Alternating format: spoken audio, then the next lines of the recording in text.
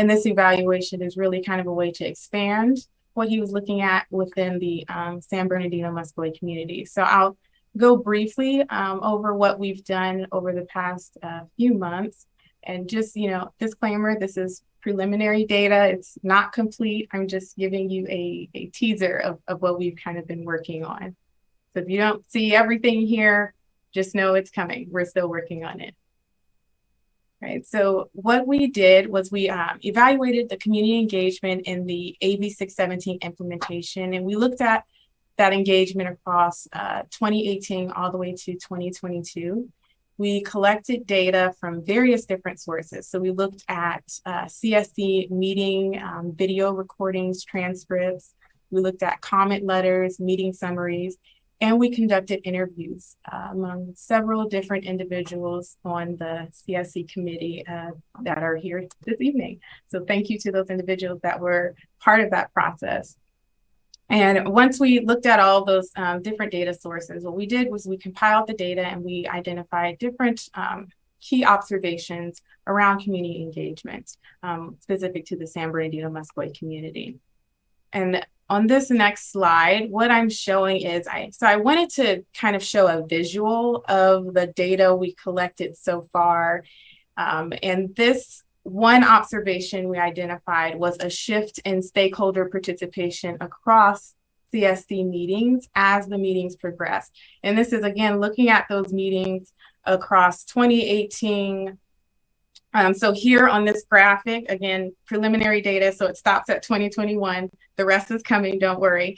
But we're looking at how the stakeholder voices in terms of participation were kind of distributed throughout meetings. So I want to explain what the colors and everything that's kind of going on in this image means. So we have different stakeholder groups that were represented in the various CSC meetings. And so anyone that was from the community organization, AQMD, not-for-profit organizations, which were essentially agencies, universities, hospitals, businesses, community residents, or CARB, they are represented in this kind of schematic of different stakeholder voices here. And what the numbers, if you look at the top, so like numbers 1 through 8, 9 through 16, 17 through 24, and so forth, those actually represent like paragraph numbers.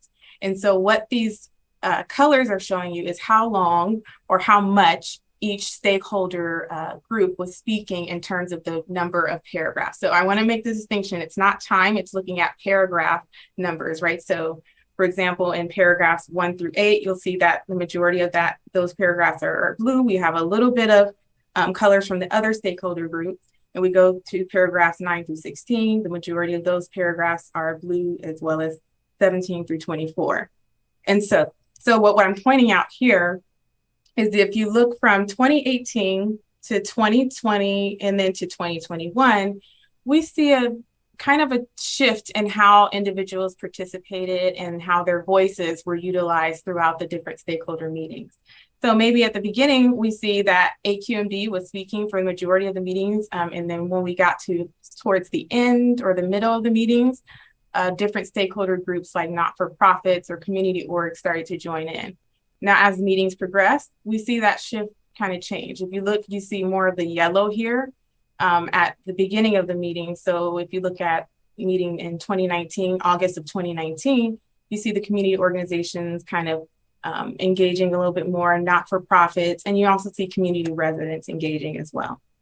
So again, this graphic kind of gives you a little bit of an overview of how those stakeholder groups participated in the different CSC committee meetings across the years. Again, we're going to incorporate 2022 data in here as well.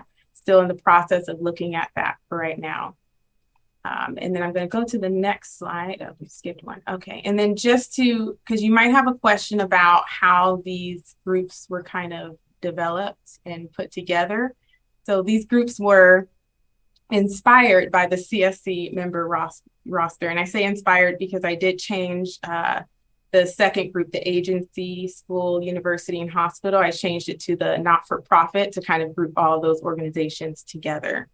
So that's how we came up with the grouping for those stakeholder voices. And so what's next is we're going to finish the analysis, and hopefully we'll be wrapping that up by November 2022. We'll examine different engagement approaches, decision-making practices, and we're happy to come back and share more results with you. Thank you so much. If anyone has a question, we'll take a few questions for Chanell. And thank you once again. Great presentation. I thought I saw a hand. Mary, are you raising the roof? I thought I saw your hand. Yes, I just wanted to really lift up a little bit of what Chanell is saying and give you all an idea about where this research is going and why we care about making sure the steering committee knows about it. Can we put that slide back up, the one that has all the colors? Yeah, absolutely. Let me share my screen again. So, we started the meeting talking about progressive stack and really centering the idea of the purpose of the AB617 legislation, which is really focused on, equity and really lifting voices. I want to make it clear, when you look at the earlier meetings, like in August of 2018, you can see that, the dialogue is dominated by AQMD, where you see huge pieces of blue coloring and you see limited, colorful representation at the beginning of the meeting and at the end of the meeting, which is traditionally how agency meetings go, right? Public comment is usually at the beginning or at the end, and most of the agenda and the topics and the reporting is dominated by, the agency at hand. But as you go into, 2019 and 2020, you start to see a real breakup in that pattern, and you see a lot more engagement back and forth between the different groups that are at the table. And that is really supported and facilitated by making a real effort in the agenda to allow other voices to kind of take lead and control the conversation. And what that does is it actually improves a couple of things. One, we're hoping to show that it improves the quality of everything that we look at as far as outcomes, and that it also helps improve the way the community feels about the work, and that they see and take the opportunity to be more vocal and give more opinions, basically feeling like it's a safer space where they can do that. And so I really just want to kind of highlight that and make sure folks know that that's kind of the lens we're coming from, and that work is also being dovetailed with other work that we're doing in the community. So one of the things that this team that's been working with Loma Linda on is also expanding this to the K through 12 curriculum. So not just looking at these type of meetings where environmental justice policy happens, but also looking at environmental justice education and what that looks like in our schools, in the sciences, in the STEAM programs and the STEM programs, and making sure that same pattern of including other voices, particularly students, youth, community members, environmental justice organizations, grassroots organizations, is actually also embedded in the curriculum that our students learn when they're small and in school, so that this isn't an anomaly, but something they're used to their entire lives.